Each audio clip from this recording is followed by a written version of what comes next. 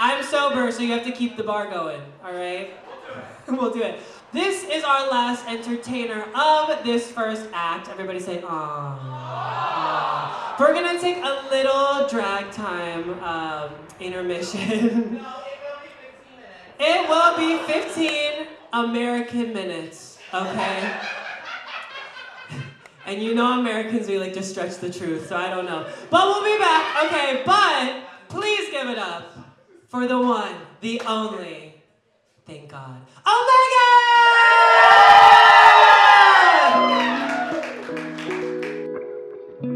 Drag queens and drag kings and nightlife performers in general that are figureheads of the queer community, and it is our responsibility and our honor to be able to support and uplift the queer community in any way that we can.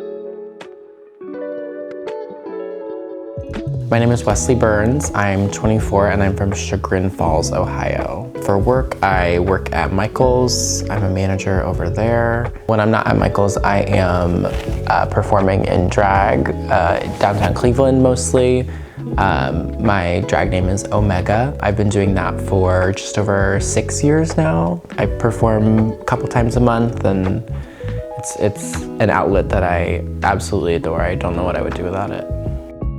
Omega is a very big part of who I am. Omega is like the outlet that I can express all of the femininity and sort of like anything that I was made to believe I could not express out of drag. I made sure to inject into my drag. So like being super feminine, being loud, being, you know, stupid. It's pieces of me that I don't always show. I had been doing makeup since I was like 13 or 14, and I was actually introduced to drag through a friend who did it, and that's when I started seeing it on like social media. From that point forward, I was already doing makeup, and so it was really just like a natural progression, and I just got really good at it. I perform mostly in like bars and clubs, Twist Social Club, No Class, a lot of the bars in like the Lakewood neighborhood of Cleveland. And I've also performed in quite a few other cities. I think my favorite city I've ever performed in was probably Portland, Oregon. I love performing in Portland. The people there are so much fun. I also loved performing in Austin, Texas. I've performed in St. Louis, Nashville, Rochester, Pittsburgh, like just sort of bouncing all over the place and trying to get my name out there as much as I can. At an Omega show, you can expect high energy, you can expect dancing, tricks, stunts, anything like that, but you can also definitely expect stupidity and humor. You might even get a little bit of drama. I really love the juxtaposition of looking incredibly gorgeous and acting an absolute ass. I think that it is very refreshing. I think it's very fun. A lot of my style and aesthetic is just like what I think is cool and what I think looks good. It comes from mostly other queens and other like fashion designers. I make leather work pieces, so I make like hardware, spiky sort of collars and chokers and stuff like that for people, and a similar style of like belts and stuff. I just started doing that out of necessity. I wanted to make something for myself that I couldn't find online, and so I just started making them for myself, and then that sort of spiraled into me making them for a couple close friends, and then me sort of launching it as like a side hustle. I really enjoyed doing it. I offer them as like prizes for local competitions. One of my chokers has been featured on RuPaul's Drag Race. One of a couple. There's gonna be a couple more. I am so fortunate to have like such a rich community here in Cleveland. I've met a lot of people through the drag community that don't necessarily do drag, through performing and seeing them at shows and working with them that way. People like Starboy Images, Max, That's like one of my best friends ever too. I have other entertainers that I'm close with that I can always share feelings or issues or anything like that. I would say my best friend for sure is Pineapple Honeydew. That is my baby. There's some people I feel like that you're friends with out of drag, and there's some people you're friends with in drag, but I would say we are both. Our drag characters are definitely wifey material. We are definitely very sapphic in our drag.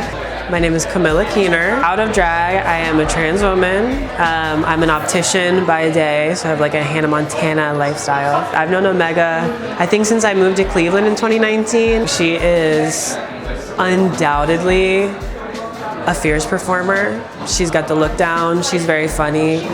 She's not afraid to be like funny and goofy and to make a weird face and make a bad joke and all that kind of stuff. I just love Omega a lot. I think she's really cool. I think she's undeniably very talented, and she is already, if not on her way to be a local legend.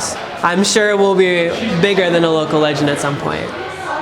Last year I was voted Cleveland's best drag queen, which I'm very humbled to have won. And it was like very validating because after doing it for so long and like not feeling like I've really amounted to much, at least in drag, like I don't have any pageant titles, I don't have any, anything like that. Winning that was very validating, and like that I was doing the right thing the whole time. That was really cool. That was something that I won a couple years ago. So now seeing her get it, I was very proud. And also I'm proud, the first time that I saw her like host a show, I was very proud. The first time she was producing, I was very proud. She's done a lot to make me proud. I think Omega means a lot to Cleveland drag. She is very young, and the Cleveland scene now is very young, and so I feel like she's young enough to still fit in with them, but she's old enough to kind of be like a guiding light to them. And she's very kind, she's very caring, she's very nurturing, so it doesn't shock me that she kind of does like, not an official motherly role, but she's like a guide to a lot of the younger entertainers. It's very rewarding to not only like have that community by my side, but like sort of be spearheading it as well. It's really, it's a blessing, it really is. The queer community is the lifeblood of everything I love. Everything that I do is because of the queer community, and everything I do is for the queer community. You can learn a lot about yourself from seeing people who live their true, authentic lives despite dangers and challenges.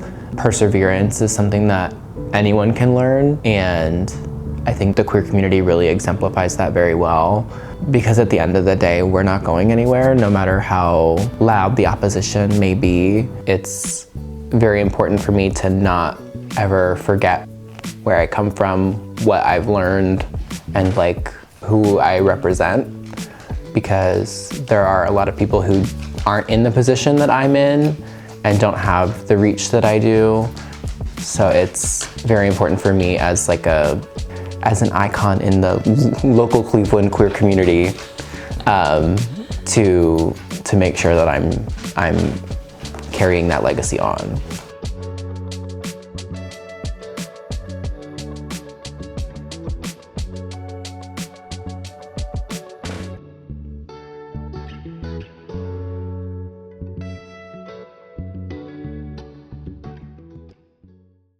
Any last thoughts before we stop filming our documentary? I need Taco Bell really bad. Like criminal.